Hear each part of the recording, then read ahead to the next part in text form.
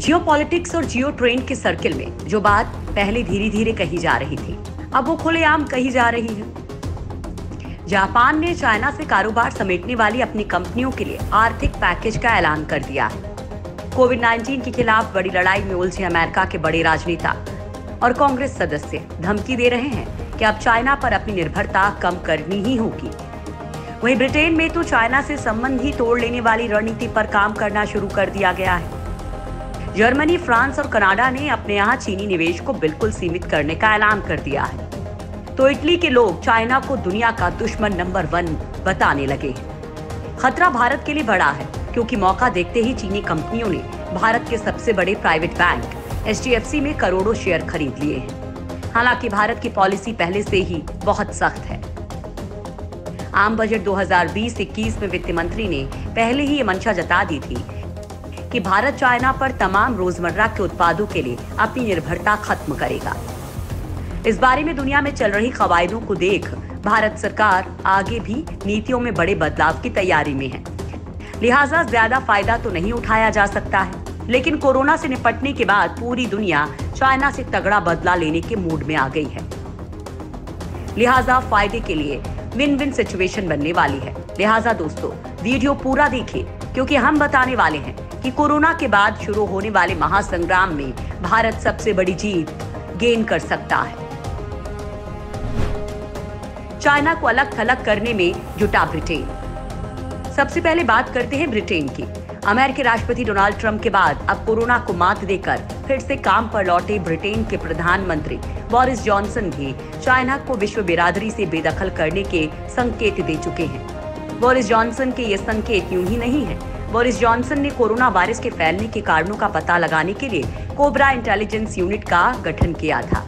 Boris Johnson को cobra committee ने report दी है कि ब्रिटेन को चाइना के साथ संबंधों का दोबारा मूल्यांकन करने की जरूरत है।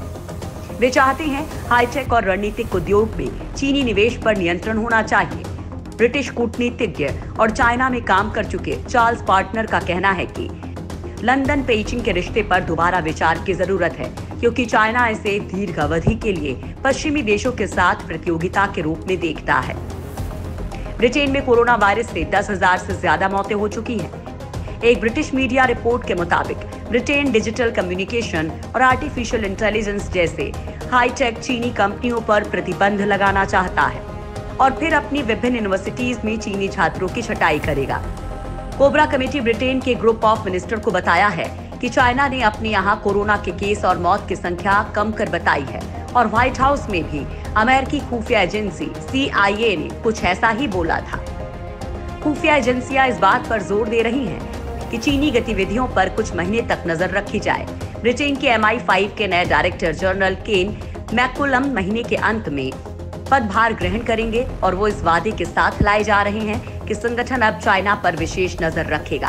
ब्रिटेन की गृह मंत्री प्रीति पटेल, रक्षा मंत्री बेन वॉलिस, संसद में लीडर ऑफ हाउस जैकब रीस-मॉग भी चाइना को संदेह की नजर से देखते हैं। हालांकि डेविड कैमरन और जॉर्ज ऑसबोर्न की सरकारों में चीनी निवेश को महत्वपूर्ण बताया गया था। ये निवेश न्यूक्लियर पावर और टेलीकॉम क्षेत्र में हो रहे थे। हालांकि जब टरीजा ने पदभार ग्रहण किया तो उन्होंने चीनी जनरल न्यूक्लियर पावर ग्रुप के इन्वेस्टमेंट की समीक्षा के आदेश दिए थे, लेकिन बाद में इसे मंजूरी दे दी गई। चाइना से अपनी कंपनियां निकाल रहा जापान। कोरोना के समय बेशक चीन पूरी दुनिया में राहत सामग्री बेच कर मुनाफा कमा रहा हो, लेकिन जापान ने उसे बेहद जोरदार झटका दिया है। जापान ने अपने देश की सभी कंपनियों से कहा है कि वे तुरंत अपनी फैक्ट्रियों को चाइना से निकालकर जापान और अन्य देशों में शिफ्ट करने पर काम शुरू कर दे। जापान ने इसके लिए अपनी कंपनियों को लगभग $2.2 अरब की आर्थिक सहायता प्रदान करने का भी प्रस्ताव रखा है। जापान अभी चाहता है कि चाइना में महामारी के कारण जापान में किसी प्रकार की किल्लत ना हो और इसके अलावा और भी कई कारणों की वजह से कई जापानी कंपनियां भी तुरंत चाइना से बाहर जाना चाहती हैं। जापान ने उन सभी कंपनियों को आर्थिक पैकेज देने की बात कही है जो या तो जापान में अपना ऑपरेशन शिफ्ट करना चाहती हैं या फिर चीन से बाहर। चीन में अभी कोरोना के कारण अधिकतर उत्पादन ठप पड़ा है, जिसके कारण जापान में कुछ चीजों की भयंकर कमी हो गई है। अमेरिका में खुलकर हो रही चाइना पर बैन की मांग। कोविड-19 के खिलाफ बड़ी लड़ाई में उलझे अमेरिका के बड़े राजनेता और कांग्रेस सदस्य धमकी दे रहे हैं कि अब चाइना पर अपनी निर्भरता कम करनी ही होगी। वैसे अमेरिका और चाइना के बीच व्यापार युद्ध लंबे वक्त से चल रहा है। हालांकि कुछ वक्त पहले सुलह के संकेत मिल रहे थे, लेकिन अब अमेरिका के वर्चस्व का संकट पैदा हो गया है, क्योंकि कोरोना के संकट से चाइना को व्यापारिक तौर पर बहुत फायदा हुआ है। वहीं अमेरिका समेत पूरी दुनिया के देशों को तगड़ा आर्थिक नुकसान झेलना पड़ा है और ये नुकसान लगातार बढ़ रहा है। ऐसे में अमेरिका कोरोना वायरस को चीनी वायरस बताने के साथ ही खुलकर चीन का विरोध कर रहा है, साथ ही अपनी कंपनियों को चीन से निकालने की तैयारी में जुट गया है। दुनिया में चीन के खिलाफ माहौल। कोरोना से मात खा चुके बहुत से देश इस वक्त गुस्से में हैं, जो एक बार कोरोना संकट खत्म हो जाने के बाद बीजिंग से इसका हिसाब बराबर करने के मूड में हैं। इटली में तो चाइना के खिलाफ सोशल मीडिया पर ढेर सारी पोस्ट लिखी गई हैं। इटली में लोगों के बीच से चाइना से मुआवजा मांगने तक की बात सामने आ चुकी है।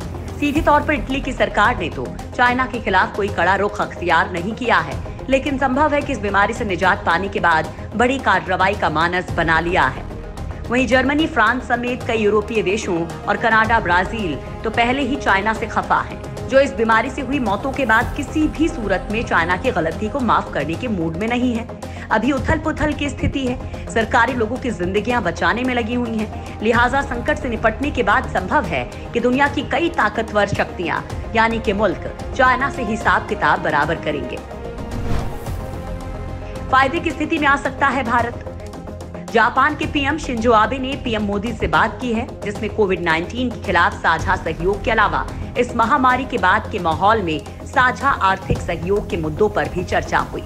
चूंकि चीन में काम करने वाली जापानी कंपनियों को वहां से अपना बोरिया बिस्तर समेटकर बाहर उत्पादन करने के लिए $2 अरब का फंड दिया है, लिहाजा वो भारत में ज्यादा से ज्यादा कारोबार स्थापित कर सकती हैं।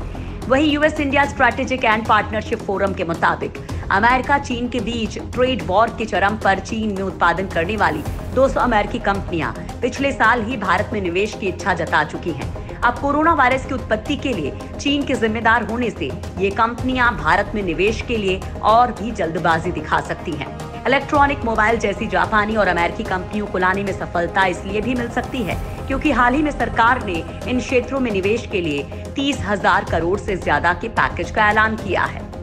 लेकिन ये तभी संभव हो सकता है जब केंद्र और राज्य दोनों ही सरकार एकजुट होकर काम करेगी, क्योंकि सिर्फ केंद्र की तरफ से तत्परता दिखाने से काम नहीं बनने वाला है। वैसे मोदी सरकार निवेश को लेकर ऐसी नीति बना रही है जो केंद्र और राज्य दोनों जगह मान्य होगी। राज्य सरकार की तरफ से केंद्र के फैसले में राजनीतिक या अन्य वजहों से रोड़े नहीं अटकाए जा सकेंगे।